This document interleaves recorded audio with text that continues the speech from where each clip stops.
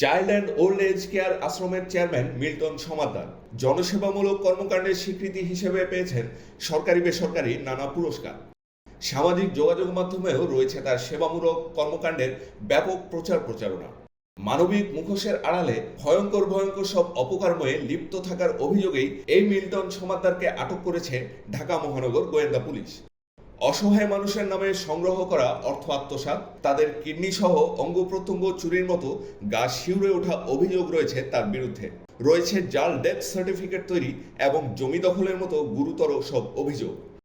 মানুষের সেবার জন্য তৈরি বৃদ্ধাশ্রমকে পুঁজি করে তার কৃত সকল অপকর্মের ফিরিস্তিতে এখন সয়লাভ নেট দুনিয়া। তার সব অপকর্মের অভিযোগ নিয়ে গণমাধ্যমগুলোতে একাধিক প্রতিবেদন প্রকাশের পর জনস্বার্থে বিষয়টি আমলে নেয় জাতীয় মানবাধিকার কমিশন।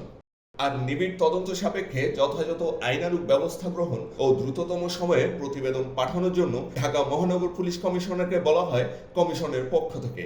একই সঙ্গে এ ধরনের প্রতিষ্ঠানের কার্যক্রম সম্পর্কে তদন্ত করে প্রয়োজনীয় ব্যবস্থা গ্রহণ করে কমিশনে প্রতিবেদন পাঠানোর জন্য বলা হয় সমাজসেবা অধিদপ্তরের মহাপরিচালককেও। এরই মধ্যে অভিযোগের ভিত্তিতে ছায়া তদন্তের নামে ঢাকা মহানগর গোয়েন্দা পুলিশ ইতোমধ্যে মিল্টনের বিরুদ্ধে ওঠা বিভিন্ন অভিযোগের তথ্য সংগ্রহ করেছে গোয়েন্দা বিভাগ। অবশেষে ১ মে বুধবার সন্ধ্যা ৭:৩০টার দিকে ডিবি পুলিশের একটি দল মিরপুর থেকে গ্রেফতার করে মিল্টন সমাদ্দারকে।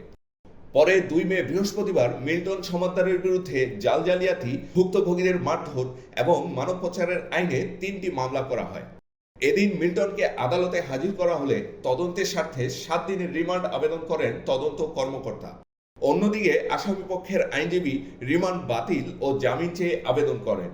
শুনানি শেষে ৩ দিনের রিমান্ড মঞ্জুর করেন আদালত।